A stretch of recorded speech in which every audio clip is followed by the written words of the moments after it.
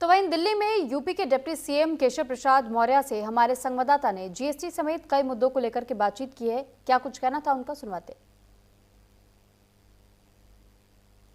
बातचीत करने के लिए है उत्तर प्रदेश सरकार में डिप्टी सीएम केशव प्रसाद मौर्य साहब।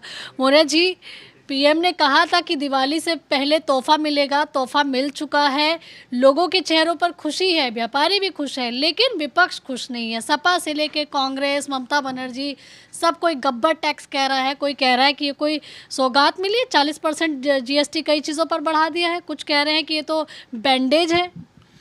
देखिए, आज नवरात्रि का प्रथम दिन है।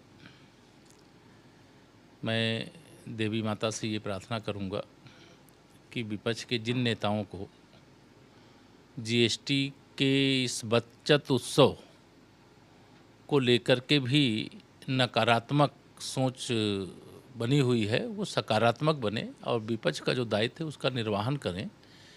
यह ऐतिहासिक दिन है भारत की दृष्टि से, भारतवासियों की दृष्टि से।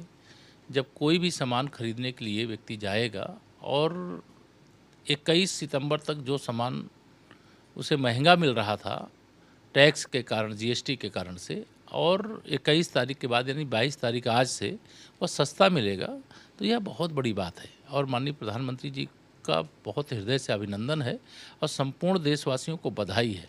विपक्ष नकारात्मक राजनीति करने की जगह अगर सकारात्मक राजनीति करे तो जनता का शायद वह थोड़ा विश्वास जीत पाए।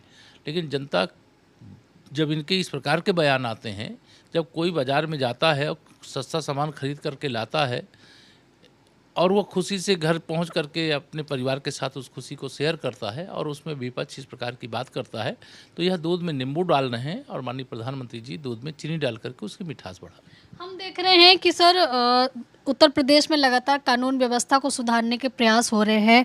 थाने चौकियों की बात करें, अब तो जाति सूचक शब्द वहां इस्तेमाल नहीं होंगे, चाहे एफआईआर हो, थाने चौकियां हो। इस पर भी विपक्ष ने सवाल खड़ा किया। वो कह रहे हैं कि ये पूरी तरीके से जो अपने लोग सरकार ने एक जाति के बैठा के रखे हुए हैं, उनकी पहचान छुपाने के लिए किया। देखिए, भारतीय जनता पार्टी के बारे में जिनको जानकारी नहीं है उनको मैं बताऊंगा कि सबका साथ सबका विकास का मंत्र माननीय प्रधानमंत्री श्री नरेंद्र मोदी जी ने दिया है और हमारी डबल इंजन की सरकार है। हम लोग उसी मंत्र का जाप करते हुए सबका साथ सबका विकास, सबका विश्वास और सबका प्रयास के तहत काम कर रहे हैं।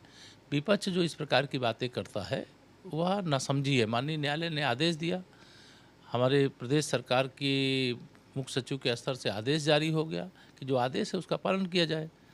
तो इसमें सवाल बनता ही नहीं है, जो सवाल वो उठाने का काम कर रहे हैं।